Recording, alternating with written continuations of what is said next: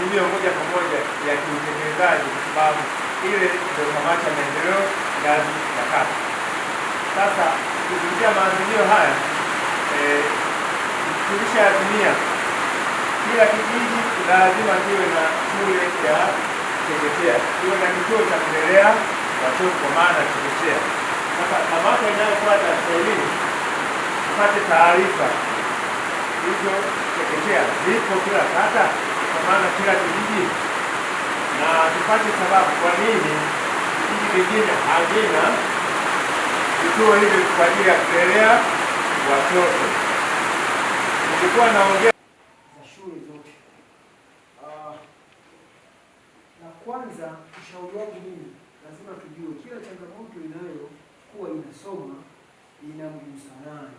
Kama inamgusa mwalimu, basi ni moja kwa moja maana yake sasa ni kuona sasa mwalimu anawajibika vipi kuitatua hiyo changamoto. Na kama ni mzazi, basi vile vile.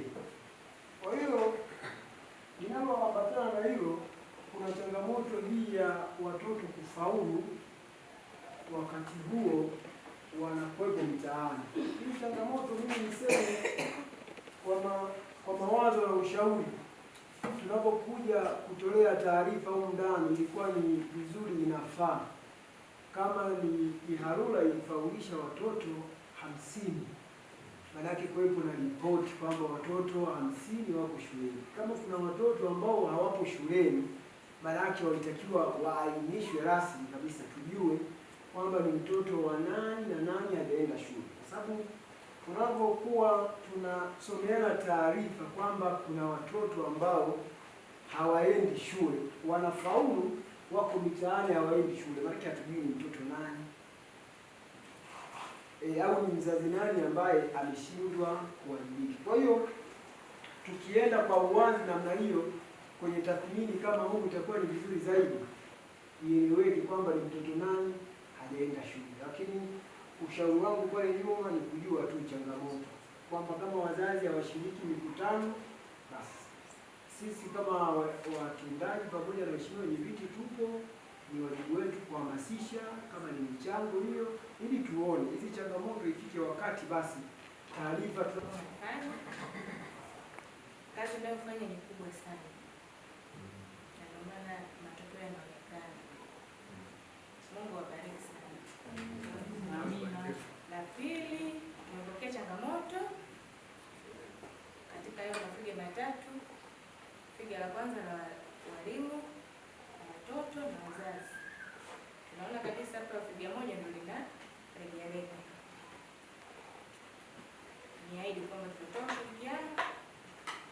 Mmoja unasema wazazi hawashiriki hiki na hiki na hiki. Tutatoa elimu, tutaenda kuwaita wazazi, kukaa nao na kuwapa elimu zaidi.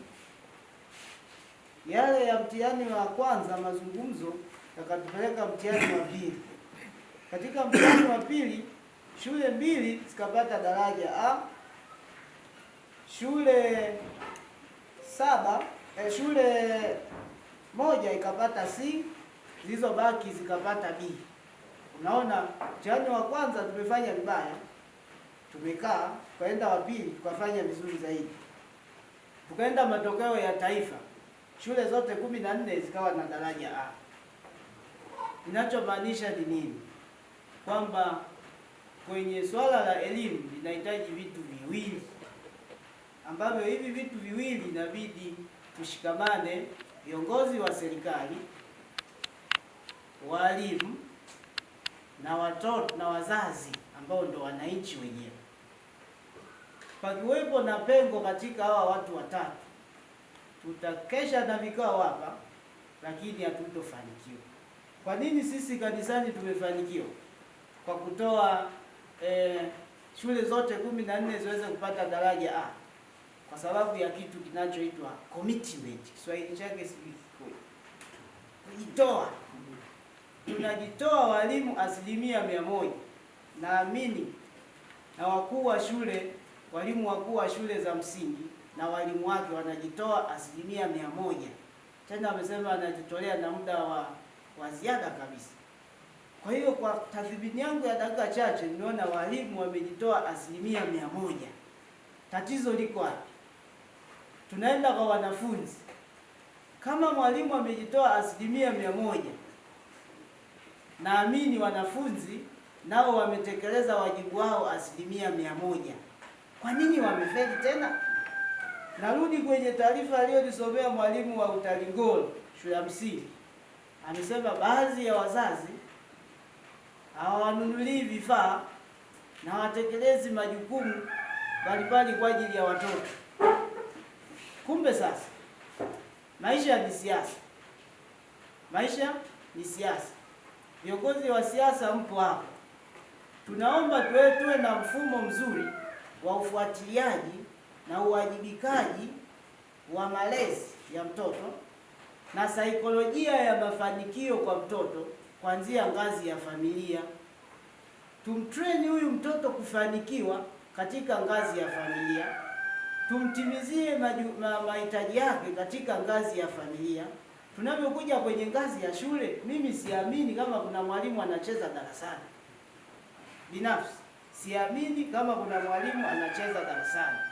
Naamini kwamba mazingira yanayosababisha watoto hao wasifanye vizuri yanatoka kwa wazazi, na njiani wanamopita, kinyi wakifika shuleni wamechoka au hawajatekelezewa vitu vya msingi vinavyoharibu saikolojia yao ya mafanikio. Kwa sababu sisi watu wa kanisani hawa watoto tunawalea kwa mtazamo mmoja, saikolojia moja. Mzazi hujaleta sabuni, tumekuita tekeleza hiki, tekeleza hiki, tekeleza hiki, viko sawa. Kwa hiyo waheshimiwa viongozi wa serikali, ni kuwaomba wazazi waweze kutekeleza mahitaji ya watoto 100%.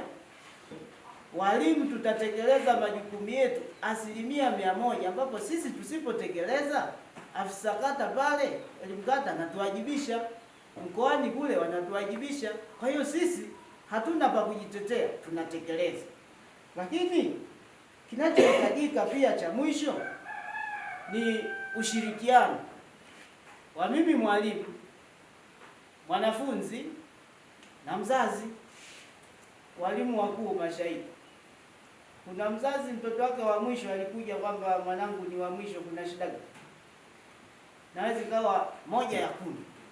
Kumbe wazazi wenyewe wamekaa kwa kujikatia tamaa, hawafuatilii maendeleo ya mtoto kuanzia mtihani wa kwanza, kuanzia zoezi, kuanzia notes. Wakishafika nyumbani ametupa daftari uvunguni, amelala. Kumbe itakuwa mzazi amsimamie yule mtoto, ajikumbushe alivyofundishwa shuleni viwe kichwani, akija kesho aongezee na vitu vingine. Kwa hiyo hoja yangu imejikita katika ushirikiano wa watu watatu: walimu, wanafunzi na wazazi, na jambo kubwa zaidi, uwajibikaji wa mzazi katika kuhakikisha mtoto anapata elimu na mahitaji yote.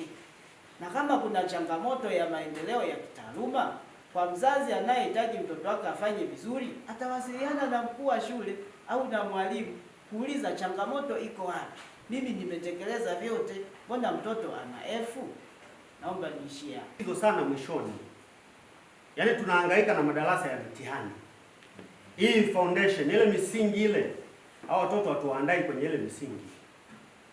Kwa hiyo nadhani ikiwezekana walimu turudi tuweke msingi tu, tujaribu kuweka msingi tu, labda darasa la 6. Walimu wanaofundisha darasa la 6 wafundishe kama ni darasa la mitihani. Halafu tukifika la 7, nina uhakika matokeo yataonekana. Na na uhakika mtoto akiwa vizuri tu darasa la 6 pale, ana uwezo wa kufanya mtihani wa la 7 kafaulu. Kwa hiyo tuna ufaulu wa 100%, lakini daraja la kwanza lile tunalikosa kama kata. Na hii ndio inayotokea sasa, unakutana na watoto wengi. Mfano kwa mimi napokea wa daraja B, lakini ndani ya kata unakuta kata nzima unapokea watoto wangapi? 3. Mheshimiwa Diwani anapambana sana. Mwaka huu tumepokea watoto almost tumewachukua 14 ndani ya kata waliopata B, haijalishi B ya mfumo gani. Sasa kwa nini sisi tusiwe na A nyingi au tukawa na B ambazo ni positive, watoto wakaja moja kwa moja, baadaye utakuta labda wavulana wote tayari wanafanya nini, wanaingia pale. Wazazi inawezekana labda wazazi hawajui umuhimu wa elimu, kwa sababu nimeona hapa kuna baadhi ya shule, katika shule 4 kuna shule 3 wametaja kwamba wazazi hawatoi ushirikiano kwa walimu, lakini pia kuna wazazi ambao wanawashauri wanafunzi kwamba asifanye vizuri kwenye mtihani wake.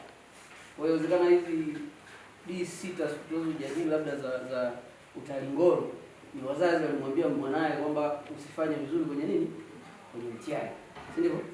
Kwa hoja kubwa hapa ni kwamba huenda wazazi hawajui umuhimu wa elimu. Kwa hiyo hapa ningeshauri uongozi wa kijiji kwa maana ya watendaji, lakini pia uongozi wa kata mnaofanya mikutano ya hadhara ya kijiji, kama tulivyokubaliana kwamba agenda kubwa iwepo ni swala la kipaumbele, elimu ni kipaumbele kwa kata yetu ya Utalingolo, basi tuwaalike hata walimu au watu wenye ushawishi ambao wanaweza kuzungumza vizuri, wakawafafanulia vizuri umuhimu wa elimu kwa jamii, kwa sababu mzazi anaona kabisa mambo yake yeye ameshamaliza, ana parachichi 3, anaweza kujimudu. Je, huyu mtoto ambaye ni kizazi cha kesho? Sawa. Lakini pia kingine nafikiri kwenye kila halmashauri, kwenye hizi ngazi za vijiji huwa tunatunga sheria ndogo ndogo.